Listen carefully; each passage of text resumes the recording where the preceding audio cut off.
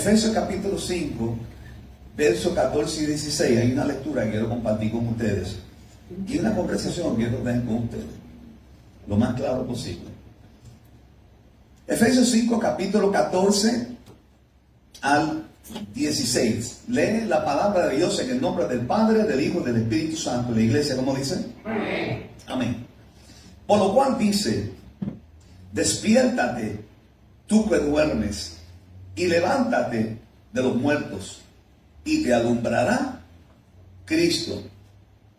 Yo creo que evalúen ese texto antes de continuar. Lo primero que dice es que despiértate, luego levántate, y luego, como resultado de despertar y levantarse, te alumbrará Cristo. Continúo. Mirad pues con diligencias como andéis, no como necios, sino como sabios, aprovechando bien el tiempo, porque los días son malos. Padre, gracias por tu palabra. Te damos gracias porque tú eres el Dios que todo lo sabe, todo lo conoce. Te pedimos, Señor, que tú seas obrando por medio de tu palabra en el día de hoy. Que yo sea solo un instrumento en tu mano y que tu palabra sea como semilla sembrada en terreno fértil en cada corazón. Que tu Espíritu Santo la haga germinar y producir nosotros para que seamos oidores y hacedores de tu palabra. Rompe toda cadena, todo lo que impida el buen entendimiento de tu palabra. Estamos en tus manos, Señor. Perdona nuestros pecados, guíanos y ayúdanos, y que tu palabra siga siendo luz en nuestro camino. Te lo pedimos en el nombre que es sobre todo nombre, en el nombre de Jesús. Amén. Amén. Pueden sentar. Amén. Gracias. Gracias, Padre. El llamado de Dios genera vida. El llamado a Dios genera vida. Es una realidad que no podemos ignorar. A pesar de que este texto bíblico que hemos tocado se relaciona más a las personas que no han conocido a Cristo, pero también de una forma u otra también se aplica a la iglesia. Dado las circunstancias que muchas veces nosotros que recibimos a Cristo nos encaminamos y comenzamos bien, como fue la exhortación de Pablo a los colosenses: por tanto, de la manera que habéis recibido el Señor, andad en Él. Muchos de nosotros, a pasar del tiempo, como que pegamos freno. Y dado las circunstancias que todos enfrentamos, como por ejemplo las pandemias, las pruebas, las dificultades, los sinsabores de la vida que todos experimentamos, muchas veces como que nos desalienta, porque somos seres humanos. Lo hemos hablado aquí en muchísimas ocasiones. Claro está, siempre habrán personas que se presentan como superhéroes y como que parece que no, nada los detiene en el camino. Lo cierto es que aún las figuras bíblicas más extraordinarias tuvieron momentos en que pasaron por momentos de depresión o momentos de dificultades que momentáneamente los detuvo. Claro está, no dejaron de confiar en Dios. Así que la confianza en Dios nos conecta a una realidad existencial dentro de este mundo en que nosotros vivimos, reconociendo cuáles son nuestras limitaciones y cómo debemos de depender de Dios. Porque ninguno de nosotros aquí somos superhéroes. Todos dependemos de la gracia de Dios y el poder a través de Cristo Jesús, que es el que nos da la autoridad para hacer lo que tenemos que hacer como iglesia. Eso es algo que tenemos que recordar, no podemos olvidar esta realidad. Por lo tanto, cuando vamos a la lectura y vamos a ver cómo, de alguna forma le explico esto en síntesis, la lectura de Efesios, cuando habla de despiértate, tú que duermes, levántate de los muertos, que te alumbrará Dios. Estamos viendo más el levantarse de un estado de sueño y una falsa seguridad. Pablo está queriendo hacer que la iglesia entienda la importancia de despertarse de un estado de sueño y una falsa seguridad. ¿Y cuál es la falsa seguridad? El sistema que nos rodea. La Biblia dice: no améis al mundo ni las cosas que están en el mundo. Si alguno ama al mundo, el amor del Padre no está en él. El mundo pasa y sus deseos, pero el que hace la voluntad de Dios permanece por un día para siempre. Entonces, cuando miramos el término mundo, estamos hablando desde la perspectiva bíblica y dentro del contexto de la Escritura. Nos está diciendo el mundo a que se refiere es un sistema de orden, es un sistema que opera en esta tierra, es un sistema que opera conforme a la voluntad humana. Entonces, no podemos amar este sistema, pero a la misma vez tenemos unas responsabilidades. Usted tiene que cocinar, usted tiene que trabajar, hay que aceptar los contratos para ganarse el pan de cada día. Pero ese no es nuestro afán, no es nuestra meta. Tenemos que hacerlo porque es una responsabilidad. Pero no podemos amar este sistema porque este sistema pasa. Amén. Por lo tanto, este sistema de orden opera conforme a la mentalidad humana. Por lo tanto, la iglesia está llamada a pensar y a vivir dentro de la cultura del reino. Pero ese reino está dentro de nosotros por medio de Cristo. Una vez nosotros entendemos cuál es la cultura que vino Cristo, que Cristo vino a presentar en esta tierra, nos vamos a conectar a un destino correcto. Por lo tanto, entonces entendemos la palabra del Señor cuando dijo, buscar primeramente el reino de Dios y su justicia, y todas las demás cosas serán dadas. ¿Por qué? Por añadir. Cuando entendemos esa cultura, entonces entendemos a quién debemos de darle prioridad. Amén, gloria. ¿Están entendiendo? Señor. Así que yo decía, le decimos hermanos ayer, decía, en los tiempos, hace unos años atrás, pues claro, la gente buscaba a Dios cuando las aguas le llegaban al cuello, ¿verdad que sí? O sea, casi todo. Yo me acuerdo el día que yo me convertí es porque tenía las aguas al cuello. Pero el ser humano es así. Pero hoy en día yo decía, no, en forma como que de chiste, ¿no? Decía, pues la gente hoy en día ya no espera que las aguas le lleguen al cuello. Hoy están esperando que las aguas le lleguen sobre la cabeza, ya casi ahogándose.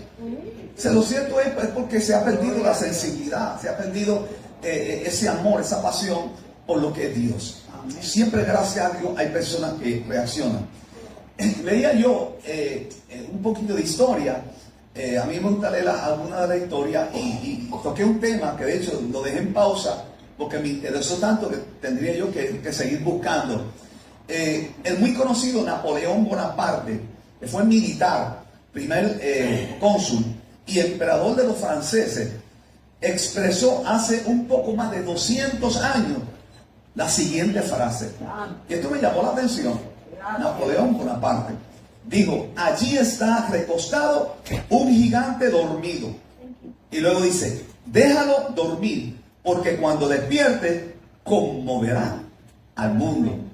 Y él se refería a los chinos. En el 1816, dos siglos después que él expresó estas palabras, el gigante se despertó. Hoy China es una de las potencias mundiales que gobiernan sobre la faz de esta tierra. Gloria a Dios. Porque ese gigante estaba dormido. O sea que Napoleón como que lo profetizó y lo vio desde su perspectiva. Lo cierto es que ese gigante dormido despertó. Gloria a Dios. Igual pasó con la bomba de Hiroshima. ¿Se acuerdan la bomba que destruyó miles de personas? Una de las advertencias que le hicieron a uno de los pilotos es deja a esa gente quieta, refiriendo a Estados Unidos. Deja a ese gigante quieto, que no vaya a ser que tirando la bomba se despierte un gigante. Y así fue. Estados Unidos reaccionó a ese bombardeo y despertó para entonces reaccionar a las consecuencias de lo que fue esa bomba, que hasta el día de hoy se habla de ello. O sea, en otras palabras, yo creo, con eso dicho, yo creo que Satanás dice lo mismo de la iglesia. Gloria a Dios. Yo creo que Satanás habla de la misma forma. Déjala que duerma. Déjala que duerma. No la despierte. Él quiere que durmamos porque sabe que si despertamos vamos a revolucionar al mundo. La iglesia ha entrado en una pausa después de tantos avivamientos, después de haber cubierto tanto terreno, después de haber revolucionado todo el mundo. En Puerto Rico tenemos la evidencia clara. Cuando llegó el evangelio, revolucionaron los barrios, las ciudades, y todo comenzó a cambiar. Los hombres que tenían y peleaban a machetazo limpio, cambiaron los machetes por la palabra de Dios. Hogares destruidos, familias destruidas, la droga, el vicio, todo comenzó a ser transformado en Puerto Rico. Fue uno de los avivamientos más poderosos ocurridos en nuestra isla de Puerto Rico. Amén, Pero gloria. al pasar del tiempo y enfrentando las circunstancias, la iglesia ha ido mermando en su labor evangelística, en su labor social. Está Gloria a Dios. durmiendo. En 1 Tesalonicenses capítulo 5 y verso 6 dice, por tanto, no durmamos como quienes, como los demás. Pues la iglesia no puede estar en esa actitud del sueño de indiferencia. Cuando el término no durmamos no quiere decir que usted no va a dormir, usted va a descansar. Al contrario, el que está en paz con Cristo duerme bien. En paz me acostaré y así dormiré, porque solo tú, Jehová, me has servido confiado. Pero a lo que se refiere aquí es precisamente la indiferencia. Es levantarse de un estado de sueño y reaccionar a una falsa seguridad. Amén. Gloria a Dios. Porque el empleo suyo no es la garantía que usted debe tener. El dinero que usted tiene en el banco no es una garantía. Su salud no es una garantía. Gloria a Dios. Nada de lo que poseemos, porque eso se va a mirar así. De la noche a la mañana. Amén. La garantía suya y la garantía mía es afianzarnos, despertar y conectarnos con el dador de la vida, Amén. que se llama Jesucristo. Amén. ¿Cuántos alaban al Señor? Amén. Por lo tanto, con eso dicho, estamos de frente a una crisis del liderazgo que afecta al mundo. Estamos de frente a esa realidad.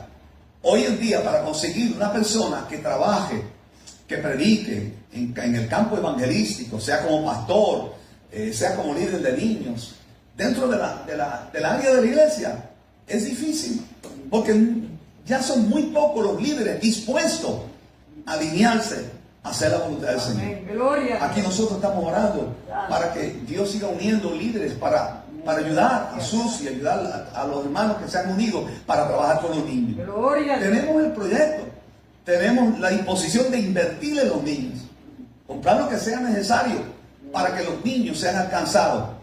Y Gracias. eso es algo que no debemos de pensar en dos ocasiones. Antes yo soy pastor, estábamos haciendo actividades de festival de niños en diferentes países y en Puerto Rico. Amén. Y nada que ver con Casa de Brinco. Era todo un escenario donde se presentaba el mensaje a través de marionetas, Amén. a través de participaciones de los niños. Y había una gran bendición. En la Ciudad de México estuvimos viajando más de, 5 años. Gloria a Dios. Bueno, no tanto, como 2 años en preparación para una actividad que queríamos hacer de los niños. Y finalmente lo hicimos, invertimos como $10,000 para la gloria de Dios. Gloria a Dios. Pero eso lo hicimos en mi plano personal. ¿Por qué? Porque el deseo mío siempre era alcanzar a la niñez. Gloria a Dios. Porque al alcanzar a los niños le estamos presentando resistencia a Satanás. Al trabajar con los niños estamos presentándoles resistencia al infierno. Porque el enemigo quiere arropar a los niños, quiere robarse a los niños. Gloria a Dios. Los testimonios que escuchamos hoy son producto de una semilla que se sembró en el corazón de los niños Amén. cuando estuvieron en la escuela bíblica. Esa niña que canta, esa semilla que se ha ido sembrando en el corazón de esta niña que canta y alaba al Señor. Por lo tanto, la iglesia necesita voluntarios, líderes, y eso está escaseando, lamentablemente. Gracias, Señor. En toda parte del mundo hay gran escasez de líderes. En toda parte. Es una crisis mundial. Hay escasez de líderes en el gobierno. Líderes íntegros. Hay escasez de líderes en el comercio. Hay escasez de líderes en la familia. Hay escasez de líderes en la sociedad. Me parece que el llamado de Dios a través de Ezequiel se repite al día de hoy. Gloria a Dios Dios. está buscando a alguien que se pare en la brecha. Santo, santo. El llamado. Dios está buscando un hombre o una mujer de Dios que se pare en la brecha, como fue el llamado que Dios le hizo al pueblo a través de Ezequiel. Gracias, Señor. Y dice la Biblia que Dios buscó entre el sacerdocio y no lo encontró. Que buscó dentro del pueblo y no lo encontró. Que buscó dentro de los líderes y no lo encontró. Santo. Fue claro, el mensaje de Dios se repite al día de hoy. ¿Quién está dispuesto a pararse en la brecha? Hay crisis de liderazgo. ¿Cuántos alaban al Señor? Amén. Gloria a Dios. Lo triste de esta realidad es que también existe una gran escasez de liderazgo Gracias. en la iglesia por el sueño de la indiferencia. El Proverbio capítulo 29, verso 18 dice, sin visión el pueblo se desenfrena. Santo. Hace falta líderes con visión, Señor. líderes que sigan proyectándose dentro de este sistema en que vivimos. Esta iglesia, gracias a Dios, ¿cuántos alaban al Señor por Amén. nuestra comunidad de fe? Está enfocada, Gracias. pero necesitamos más más unidad, que nos unamos en propósito, en visión. Amén. Gloria. Estas actividades que se hacen de ambulantes, que se hacen con los oratones, que se hacen con las campañas evangelísticas, que se hacen con las visitas a los hogares de personas que no pueden llegar porque están enfermos. Son visitas, son obras, no para nosotros gloriarnos, sino es el compromiso que tenemos con Dios. Amén. Gloria. Yo cuando voy a los países siempre les digo, yo no vengo aquí a prometer, estamos aquí por un compromiso con Dios. Amén. Y esa es la realidad. Cada uno de nosotros tiene que tener compromiso. Amén. Gloria. Si queremos impactar al mundo, tenemos que estar dispuestos a despertar. ¿Cuántos están despiertos? Amén. Y tener una percepción diferente en cómo nos vemos a nosotros mismos. ¿Cómo usted se ve? ¿Cómo yo me veo siendo hijo de Dios? ¿Somos creyentes? ¿Cómo nos vemos a nosotros? Amén. Gloria. Bueno, usted se mira. ¿Cuántos se miraron en el espejo esta mañana? 2 o 3 nada más. Me gusta la sinceridad. Y Susi levantó la mano rápido. Yo también. Yo me miré en el espejo. Yo no sé ni cuántas veces me miré en el espejo. Yo voy a predicar. Tengo que ver que todo esté bien en línea, ¿no? La corbata. Bueno, esa es la realidad, ¿verdad, Roberto? Esa es la realidad. Miramos, peinamos. No por orgullo, sino porque queremos presentarnos bien. Amén. Gloria. Ahora bien, tenemos que tener una percepción diferente en cómo nos vemos a nosotros mismos. Amén. Gloria a Dios. Por eso yo, cuando antes ya no se escucha eso, antes decía, ay Dios mío, tú sabes que yo soy una cucaracha delante de ti. Pues no somos cucarachas. No somos lavados en la sangre del Cordero de Dios. Somos el pueblo de Dios, reyes y sacerdotes, llenos de limitaciones, claro que sí. Pero Dios nos ha posicionado, puso mis pies sobre peña, enderezó mi paso, puso en mi boca un cántico nuevo. Y luego dice el salmista, verán estos muchos y temerán a Dios. Pero si nos ven como una cucaracha, ¿a qué Dios van a temer? Somos más que victoriosos por medio de aquel que murió en la cruz del Calvario. Por lo tanto, tenemos que tener una percepción clara de quién soy yo. Gracias. No solamente lo que usted ve en el reflejo del espejo, Gracias, sino Señor. en sus diarias experiencias con Dios. Amén. Así que el apóstol Pablo tenía una percepción clara de él mismo. En Romanos capítulo 8 y verso 37 dice, antes en todas estas cosas somos ¿qué? Más que ¿qué? Vencedores. ¿Por medio de qué? De aquel que nos amó, refiriéndose a Cristo. Amén. La percepción de Pablo era que era un vencedor por medio del que venció en la cruz del Calvario. Gloria. Por lo tanto, la percepción de Pablo era, yo soy victorioso, yo estoy caminando en fe, yo estoy bien mientras esté conectado con Cristo. Lindo. Gracias. También dijo en Romanos capítulo 8 y verso 28, y sabemos que los que aman a Dios, todas las cosas le ayudan a bien. Esto es, a los que conforme a su propósito son llamados. ¿Cuántos han sido llamados con un propósito? Amén. Todos los que estamos aquí.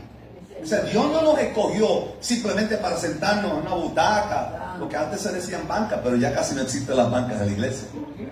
Es una butaca con aire acondicionado, disfrutamos de un culto, ya cumplimos. Dios no nos llamó para eso nada más. Gloria a Dios. Nos llamó para ser luz en medio de tinieblas. Nos llamó para ser sal en esta tierra. Y para poder ser luz y para poder ser sal, tenemos que darnos, tenemos que proyectarnos para que la gente vea las maravillas que Dios ha hecho en nosotros. Qué lindo. Así Gracias. que Pablo tuvo una percepción clara de sí mismo. ¿Ven? Ahora veamos cómo lo ve Dios. ¿Cómo lo ve Dios? Rapidito. Nuestro creador se identificó con solo 2 animales en nuestro planeta. Y bueno, eran sus favoritos. Uno de ellos era el águila. El águila, fíjese bien, no vamos a hablar mucho del águila, quiero hablar más del segundo.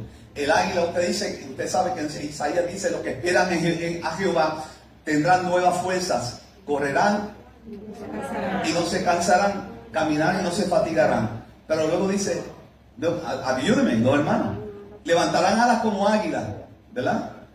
Levantarán, se me olvidó el texto, levantarán alas, ya ahorita me llega. Pero habla del águila. Habla de la habilidad del águila, de volar. ¿Sabe que cuando el cuervo se le para detrás del águila, el águila no puede quitárselo de encima? ¿Y qué hace el águila?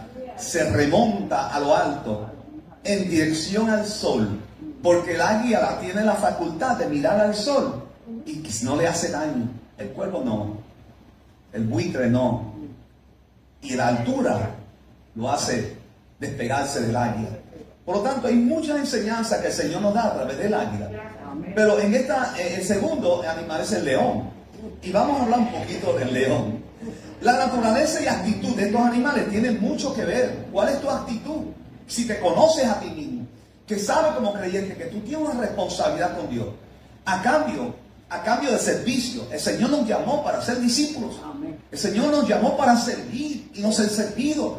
Cristo vino a esta tierra no para ser servido, sino para ¿qué? Para servir. Es el ejemplo mayor del Señor.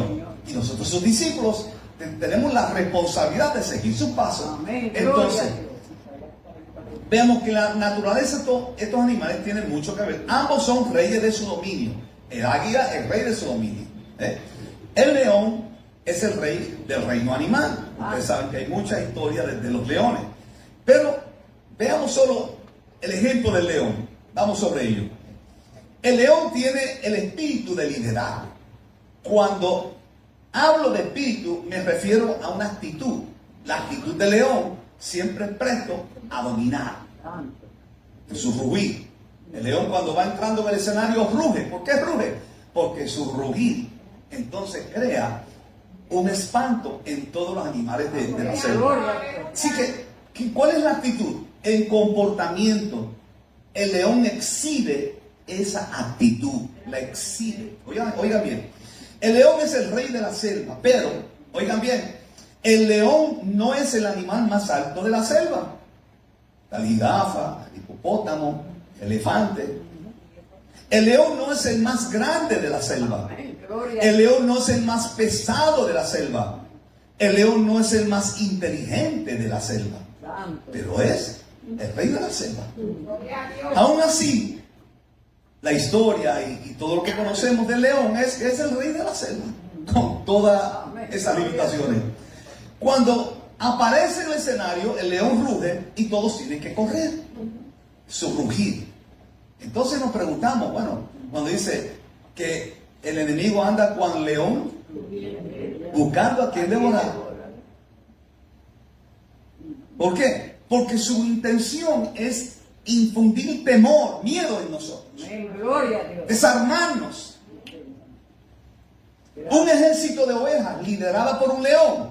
Un ejército de ovejas liderada por un león siempre derrotará a un ejército de leones liderado por una oveja. Por la actitud del león. La actitud de la oveja es mansa. Es muy mansa. Y eso es muy importante porque hay un ejemplo de que la iglesia somos ovejas en el Señor. Pero aquí estamos hablando de otro asunto. Pero ahora, entendamos, ¿por qué es el león el rey de la selva cuando no tiene las cualidades? Por su actitud, como dije, porque es positiva. Como una persona afronta la situación, muestra su actitud. ¿Cómo enfrentamos las situaciones como iglesia? El león tiene una actitud diferente a los demás animales. El león mira al elefante. ¿Y qué hace? Cuando el león mira el elefante, ¿qué está viendo? Su almuerzo. El león no mira tamaño, peso, poder, etc. Solo ve comida. Y actúa de la forma que piensa. El elefante y demás animales de la selva son controlados conforme como piensan. Ellos mismos se ven como un almuerzo para el león. O sea, el león ve los elefantes y ve el jirafa y todos los animales lo ven como su almuerzo, su comida. Y los animales se ven como la comida del león. Y por eso se van a correr. Su forma, su actitud, su forma de pensar, su percepción de sí mismo. Oigan bien lo que estoy diciendo. No estoy hablando de autoconfianza. Ya mismo van a entender. Así que, ¿cómo quiere el Señor que nosotros seamos? Ahora bien, aquí vamos a detallarlo rapidito. Nuestras fuerzas y nuestro carácter viene de parte de Dios. Nuestra formación viene como consecuencia de una entrega y de una respuesta al llamado que Dios nos ha dado. Por eso el tema de esta mañana, el llamado de Dios, genera vida. El llamado que Dios nos hizo a cada uno de nosotros generó vida y generó cambios. Y estos cambios se tienen que reflejar en todo lo que nosotros hacemos, Gloria a Dios. incluyendo en nuestras relaciones, en nuestras interacciones. En todo debe de reflejarse. Gracias. Como Cristo amó a la iglesia, nosotros también tenemos que amarnos unos a los otros, interactuar con uno de los otros. Y no podemos negar esa realidad. ¿Cómo quiere el Señor que nosotros seamos? Fíjense bien, el ministerio de Jesús se centró en capacitar a ¿cuántos hombres? A 12. ¿Y cómo lo logró el Señor? A pesar de tener un traidor, entre los 12, otros que lo abandonaron Amén. y otros que lo negaron, Gloria a Dios. el Señor logró porque estableció meta y método. Y su labor fue una labor consistente a pesar de tener un traidor y a pesar de tener unos que huyeron y a pesar de tener otro que lo negó. Pero estableció meta y método. Amén. ¿Cuál es la Gloria. meta? La meta, la gente que él buscaba para conducirlos a la salvación y formarlas a su imagen. Esa era su meta. Amén. Gloria a Dios. Su meta era alcanzar vidas, atraerlos al reino y formarlos. Su meta. ¿Cuál era su método? El Señor se involucraba personalmente en las vidas de las personas que le rodeaban. Gloria a Dios. Se sentaba con los niños, se sentaba con los pecadores, comía con ellos, Amén. participaba y caminaba para arriba y para abajo, Santo. predicando el Evangelio no solamente con su boca, sino con sus hechos. Ese era su método. Ese es el ejemplo que debe tener la iglesia. Gracias, De Señor. los líderes tienen que responder a un llamado real.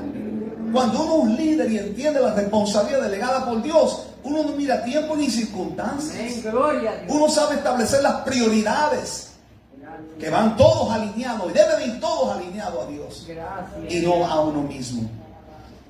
Por lo tanto, inclusive los discipulaba para que fueran como Él y después los enviaba para que hicieran a otros lo que Él hizo con ellos. Amén. Ese era su método, Qué bueno. Gracias, Señor. lo cual logró, porque al día de hoy usted es resultado, yo soy el Amén, resultado de sí, otro Señor. que vino a compartir conmigo el Evangelio de Amén. Cristo. Gloria a Dios. Por lo tanto, ante ese llamado hay escasez de líderes. Todos los que pertenecemos al cuerpo de Cristo, de alguna forma u otra, somos líderes. Somos líderes en consejos, somos líderes en una predicación. Nos podríamos convertir en líderes en la comunidad donde estamos, en el trabajo, en la oficina, en el transporte, en la fila del banco. Amén. Que mientras otros están hablando de desastre, usted asume un liderazgo y dice: Gloria a "Yo Dios". confío en Dios. Usted no niega la realidad que está viviendo, pero exalta más el poder de Dios que el desastre del gobierno y Amén. de los Gloria a gobiernos. Dios. Aunque los envió como ovejas, Él los formó con una actitud de victoria. Las puertas, cuando Cristo dice: las puertas del infierno no prevalecerán contra ella. ¿Quién es ella? La iglesia. Entonces nosotros tenemos que conocernos a nosotros mismos. Amén. Tenemos que Gloria. tener una percepción clara de quiénes somos en el momento que nos convertimos. Amén. Es Gracias. por ello que el mayor milagro que de Jesús no fue realizado mientras caminó sobre esta tierra. Ese no fue el mayor milagro de Jesús. El mayor milagro de Jesucristo fue el resultado de las horas dedicadas a la capacitación y formación de sus 12 discípulos. Amén. Gloria a Dios. Y ver el resultado real.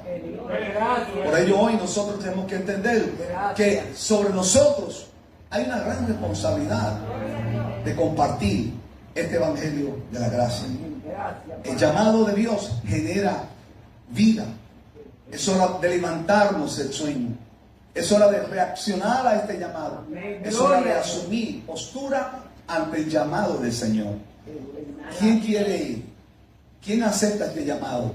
No solamente es el llamado de convertirnos y seguirle, sino el llamado de trabajar y de servir. Gracias. ¿Cuántas limitaciones tienes tú? Usted, ¿cuántas limitaciones tiene? ¿Cuántas limitaciones tendré yo?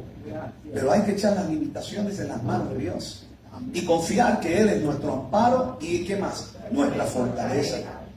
El milagro del Señor consistió en que estos hombres prácticamente eran fracasados. Siguieron a Jesús y fueron transformados por ese Jesús que los llamó. ¿Cuántos han sido llamados por Jesucristo? Levante la mano. Gracias, Padre. Qué lindo tú. Por lo tanto, si fuimos llamados por Jesucristo, nosotros formamos parte del cuerpo de Cristo y somos la iglesia. Y tenemos precisamente ese llamado de parte del Señor donde Él dice que nos dio autoridad. Nos dio autoridad. Nos dio autoridad sobre todo. Gracias, Señor. Nos dio autoridad sobre los enfermos. Nos dio autoridad sobre los demonios. Nos dio autoridad sobre este sistema. Qué lindo, gracias. No para nosotros gloriarnos, sino para entender que quien está con nosotros es mayor que el que está en el mundo. Sí, Señor. Cuando entendemos eso, entonces podríamos entonces ver el resultado de las labores que nosotros hacemos desde la perspectiva evangelística. Gracias, Señor. Cuando la gente viene y le pide una oración y están llorando, es porque hay algo. Estamos proyectando algo, no a nosotros mismos, sino a Dios a quien nosotros servimos. Amén. No porque nosotros seamos perfectos, es porque nosotros somos sensibles a la voz del Señor. Qué lindo. Creo que la semana pasada, en un momento dado, yo hablé precisamente de la diferencia entre David y Saúl, Santo. ¿verdad? Porque Saúl hizo lo malo. Saúl desobedeció a Dios. Y Saúl pagó las consecuencias. Santo. O sea, pagó las consecuencias con su alma, con su vida. Porque se hizo contumaz a la voz de Dios. Y no reconoció lo que hizo. Sin embargo, David fue el rey de Israel. Y David, reconoce la historia, falló. ¿Falló o no falló? Falló. Pagó las consecuencias, claro que pagó las consecuencias. Pero David se humilló. David reconoció. Cuando fue confrontado con la verdad, David dijo: ten piedad de mí, oh Dios, conforme a tu misericordia, conforme a la multitud de tus piedades, borra mis rebeliones, no parte de mí tu sangre. Todos los salmos de David expresan el grito de una alma necesitada a Dios. Qué lindo, Todos los gracias. salmos. Sin embargo, David hizo tantas otras cosas que no vamos a nombrar hoy, pero sin embargo la Biblia dice que fue conforme al corazón de Dios. ¿Por qué? Porque dentro de sus limitaciones se humillaba, reconocía que Dios lo veía todo, que delante de Dios no hay nada oculto. Yo creo que nosotros como iglesia necesitamos entender que nuestros pasos, nuestros caminos siempre están delante de Dios. Nuestra entrada y nuestra salida. Siempre hay igualdad, siempre hay una puerta para que todos y cada uno de nosotros le pidamos perdón a Dios. Y Él nos restaura. Hay cosas que Él va enderezando y hay consecuencias que hay que pagar, claro que sí. Pero el Dios nuestro es un Dios que restaura. ¿Por qué propósito? Porque Él quiere que nosotros como iglesia seamos antorchas reunidas, Gracias, Señor. encendidas. Que donde quiera que vayamos, se encienda el ambiente Gracias. con la predicación del Evangelio. Amén. Gloria a Dios. Que Dios les bendiga.